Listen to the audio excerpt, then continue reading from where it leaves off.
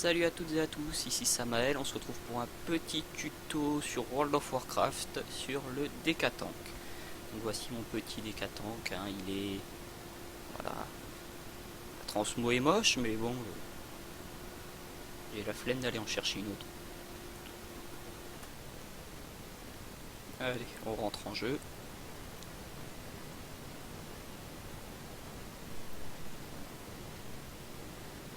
Ce sera un petit tuto de 10 minutes, un quart d'heure je pense, quand même. On va pas faire trop long parce que sinon les gens vont s'ennuyer.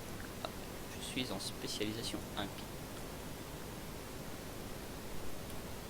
Ah, il commence déjà.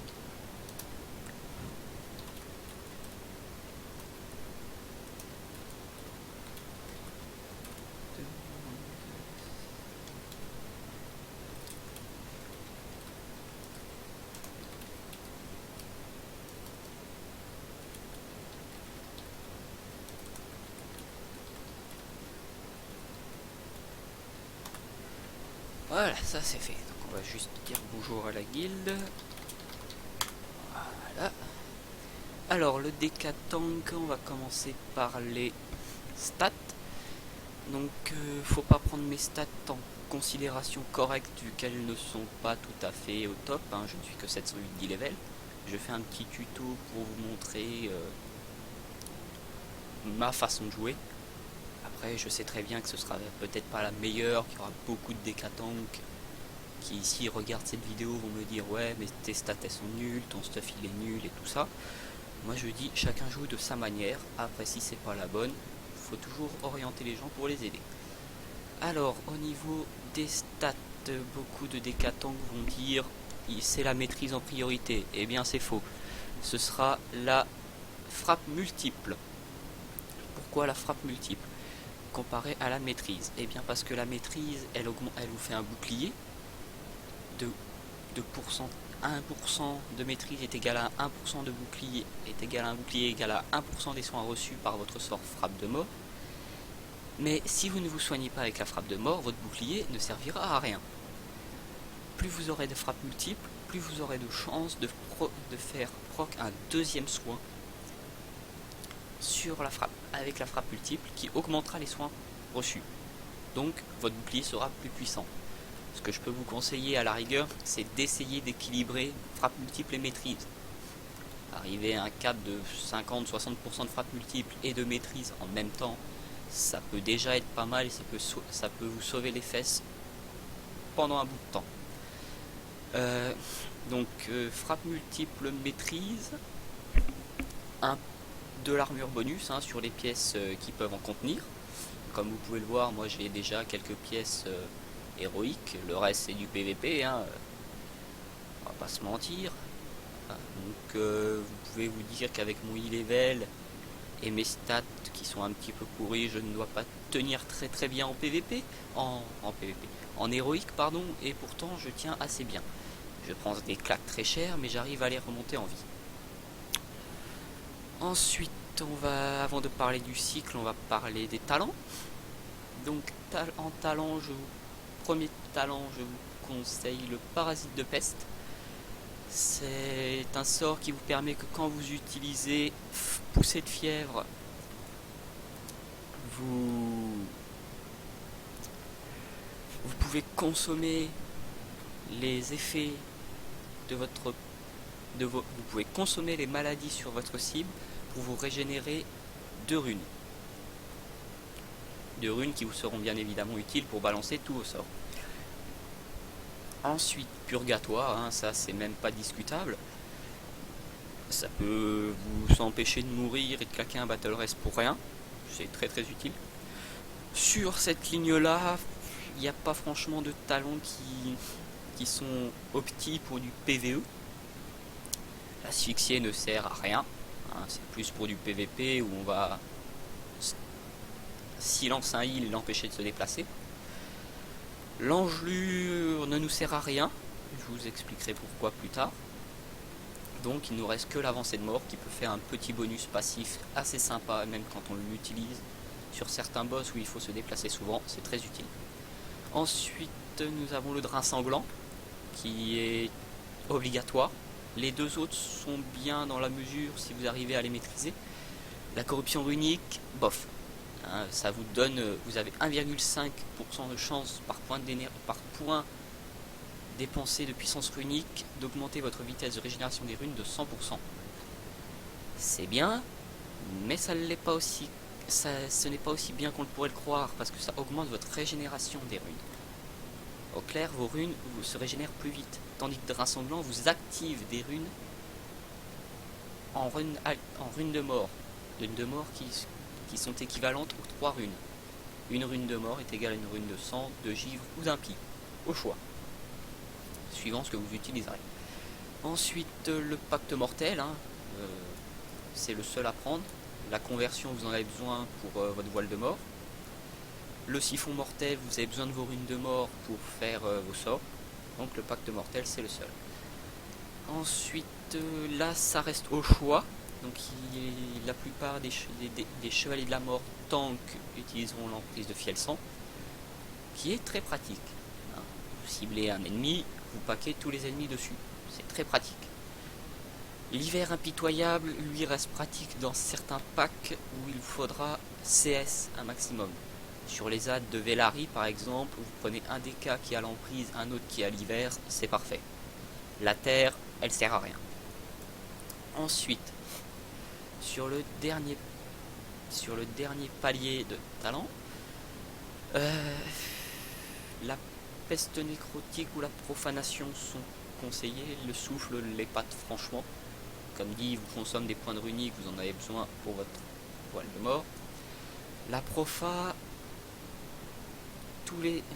remplace votre sort mort et décomposition. Mort et décomposition est un sort qui, une fois que les ennemis sont dedans, il vous inflige 10% de dégâts en moins, ce qui n'est pas négligeable. Prenez une claque d'un boss avec 10% de dégâts en moins, c'est toujours ça de prix. La peste remplace tous vos effets de peste et peut être... Ouais, non, la peste c'est pour... En fait, la profanation est utile pour ceux qui veulent réduire les dégâts, pour les DK qui veulent encaisser, et la peste pour les dégâts qui veulent faire des DK, des DK tanks qui veulent faire des dégâts, du DPS. Au niveau des glyphes, voilà, bon, au niveau des talents, moi c'est ce que je vous conseille, hein. Après, vous pouvez toujours adapter à votre sauce. Au niveau des glyphes, alors les glyphes, moi je prends le furoncle sanglant, qui est votre sort principal, hein, on va dire. La poigne de la mort que je vais changer, parce que je vais trouver un glyphe qui est bien plus optique que celle-là. Le glyphe de sang empirique, ça augmente les sons que vous faites, donc vous claquez votre sang empirique avant de claquer votre pacte mortel. Vous faites une macro avec les deux, c'est très bien. Juste que je remette la main sur ce sort, voilà.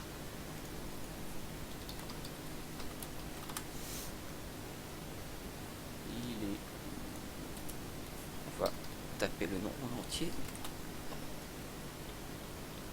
D'accord. Yep. Voilà. En plus, il est pas très cher sur le serveur de Rectar. Ça va.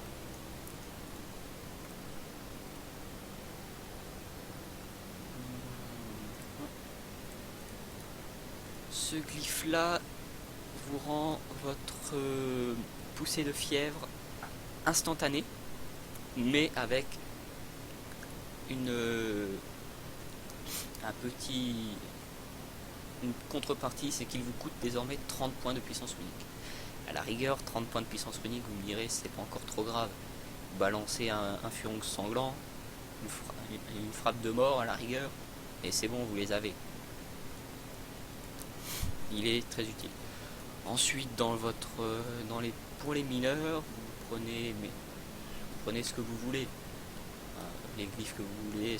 Celle-là, par contre, elle est très utile. Si la cible est insensible à votre poigne de mort, le temps de recharge de la poigne de mort est réduit à 0. Ce qui fait que la poigne de mort se reset toute seule. C'est très utile. Après, voilà, le glyphe le glyphe, voilà, celui-là, les ghouls invoqués par l'armée des morts ne provoquent plus leur cible, ne sert à rien. Vu qu'il y a eu un petit patch il y a pas longtemps, et le glyphe de l'armée des morts ne prend plus l'aggro sur les boss. Avant, quand vous claquiez votre armée des morts, le boss prenait l'aggro sur vos ghouls, ça le faisait pas. Maintenant ils ont fait un patch que sur les boss de raid, pas sur les boss de donjon, hein, mais juste sur ceux de raid, les ghouls ne prennent plus l'aggro, ce qui est très pratique. Sinon, donc on a fait les talents, on a fait les glyphes, et ben les sorts. Alors, au niveau des sorts, vous avez plein de jolis sorts.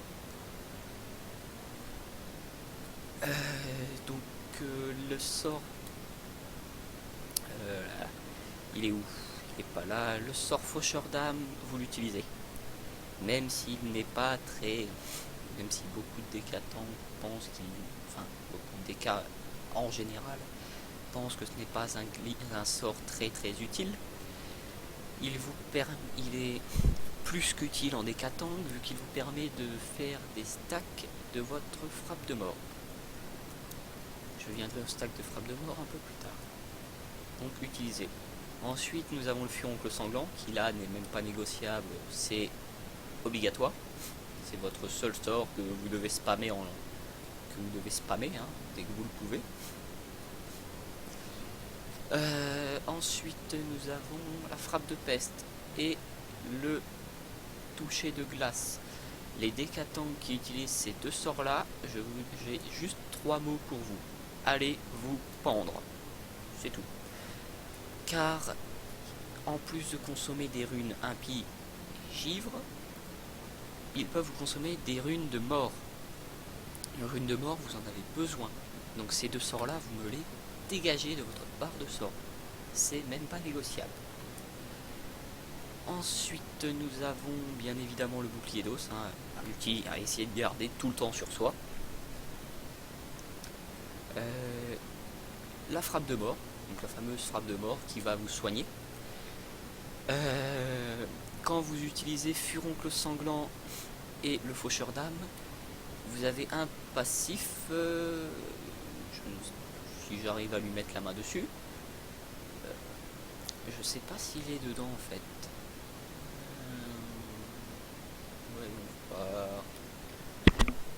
Pardon le micro. Eh bien, peut-être non, c'est pas ça. Non, bah il est pas dedans. Donc en fait, faucheur d'âme et furoncle sanglant, donc voilà, c'est marqué sur le furoncle, augmente également les soins de votre prochaine frappe de mort de 20%, cumulable 5 fois. Ce qui fait qu'on fait un petit calcul vite fait, 5 x 2, 10, 10 x 10, 100. Donc 100, donc ça fait 100% de soins en plus sur votre prochaine frappe de mort.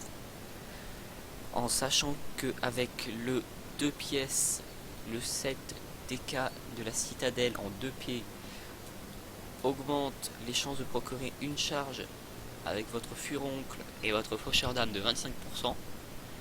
De plus, vous pouvez stacker 10 charges, ce qui fait 200% de soins en plus.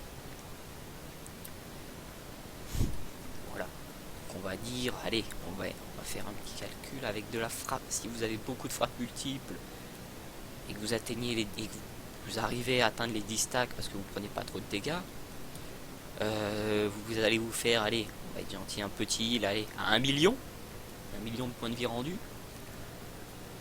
Vous avez 50% de maîtrise, vous ferez un bouclier de 500k de PV. Vous pourrez absorber 1 à 2 claques de boss. Autant être réaliste, les boss font mal.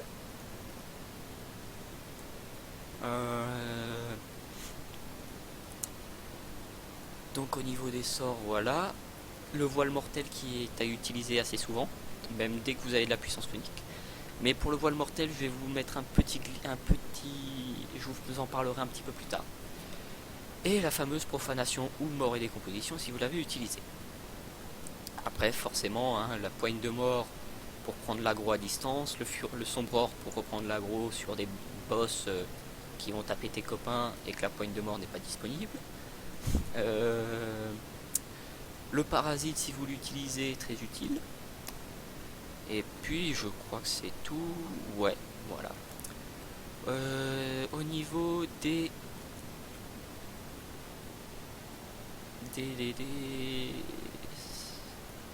stuff. Donc au niveau du stuff, vous prenez bien sûr des pièces avec frappe multiple maîtrise, ou juste frappe multiple avec une autre stat comme du critique ou de la hâte, voilà. La hâte, ça mange pas de pain, hein, ça augmente la régénération de vos runes, c'est toujours sympa. Beaucoup de DK vont pas être d'accord avec moi, mais bon, c'est pas grave. La hâte, vous pouvez en prendre un petit peu. Moi je suis à 30%, alors que je dois pas avoir une seule pièce avec de la hâte. Ah si, pardon. J'en ai une, j'en ai deux, j'en ai trois, 4, 5, d'accord. Et 6, d'accord. J'ai rien dit. Ouais, donc ça c'est bon. Donc voilà, donc les stats, vous prenez crit, vous prenez frappe multiple ou alors de la maîtrise, voilà. Sinon vous prenez une stat qui va avec, hein, voilà. L'armure bonus aussi est important. Parce que c'est vu que vous n'avez pas de bouclier, vous devez quand même encaisser des dégâts purs. Et pas des... Les wars, eux, et les paladins peuvent encaisser des dégâts réduits avec leur bouclier. Et vous, en tant que DK, vous n'avez pas de bouclier, donc vous prenez les dégâts plein pot. Donc vous devez vous concentrer sur la résistance. Si votre carapace anti-magie est très utile sur certains combats, comme sur le saccageur, donc le deuxième boss, il vous permet entre autres de, quand vous avez l'artillerie sur vous, de ne prendre aucun dégât. Vu que l'artillerie est un sort magique, la carapace l'annule, ce qui est très pratique. Au niveau aussi, voilà, au niveau du set, moi je vous conseille de prendre le 2 pièces obligatoirement. Après le 3 pièces, il n'est pas terrible, hein, on va se l'avouer. Ne consomme que 80%, donc on va dire vous atteignez les 10 stacks, vous ne consommez que 8 stacks et il vous en reste 2. C'est pas... Franchement, voilà. Sachant que vous régénérez très vite. Les stacks, ça sert un peu à rien. Autant prendre des pièces qui ont de meilleures stats. Voilà, donc sinon pour les macros maintenant, je vous mettrai toutes les macros dans la description, hein, que j'utilise du moins. Alors, bon, ça, on s'en fout. Le DBM pool, voilà. Il n'y a pas d'add-on spécifique pour le DK tank. Hein. J'en ai pas trouvé du moins. Après, voilà. Donc ma macro 100, donc ça c'est une macro qui me claque tous mes CDDF, qui vous permet de claquer vraiment tout pour résister à une grosse claque. Et à la rigueur, vous pouvez rajouter le pacte mortel si vous le souhaitez. Et c'est vraiment, dans ce cas-là, votre macro, vous ne l'utiliserez que quand vous serez très bas en vie, genre 30% à la rigueur. Sinon, vous ne l'utiliserez pas. Alors que les deux séparés, ça vous permet de claquer tous vos CDDF et de claquer plus tard votre pacte mortel. Et la macro la plus utile en DK tank, c'est celle-là. Ça vous permet de lancer votre voile mortel, déjà. Et en deuxième, ça vous permet de claquer votre drain sanglant, donc le fameux talent drain sanglant, qui est ici. Et quand vous n'aurez plus assez de puissance runique pour lancer votre voile mortel, si vous avez atteint assez de stacks de drain sanglant, cela lancera drain sanglant et ça vous régénérera des runes. C'est très pratique. Je vous mettrai ces deux-là dans la description. C'est les deux seuls macros que j'utilise principalement. On n'utilise pas franchement d'autres. Je vais... Est-ce que... Non, ça sert à rien de vous montrer aussi, à la rigueur sur celui-là. Voilà, donc on commence. Bouclier. Clac. Vous voyez déjà, il y a une bonne régène. Ah, j'ai déjà fait le con, j'ai pas posé mes maladies.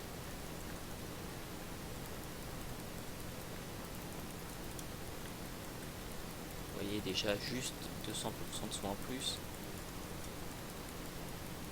Hop, un petit coup de pacte. Le pacte mortel a une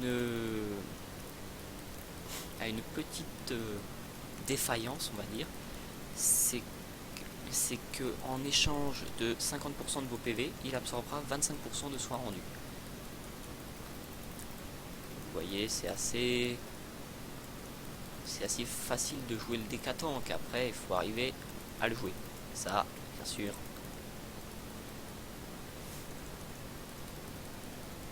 Vous voyez, moi franchement, j'utilise pas. Ouah, je suis descendu un peu loin.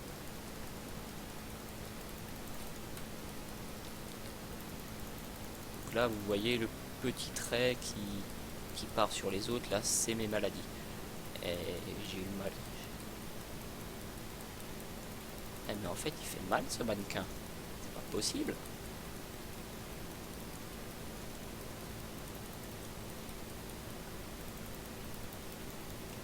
Vous voyez, j'utilise pas souvent ma. Ouah, non, non. Bon, d'accord. J'ai pas fait gaffe à mes PV, je suis mort. Voilà. Ah oui, mais non. Non, non. Je. Ah, c'est sympa ça. En plus de nous ressusciter, ça nous met pas le truc. Oh, c'est sympa ça. Bon, et ben les gens, c'est sur cette petite vidéo que je vais vous laisser. Hein. Ma prochaine vidéo sera sûrement sur. Ce sera un petit tuto sur le War Gladiator. Donc l'aspect DPS de l'aspect tank. Je sais pas si c'est franchement clair. Hein, mais voilà. Donc je vous retrouve. Je sais pas quand est-ce que je vais vous retrouver. Et puis bah, d'ici là, je vous souhaite de passer de bonnes journées. Hein. Et puis voilà. Salut à tous et à plus tard.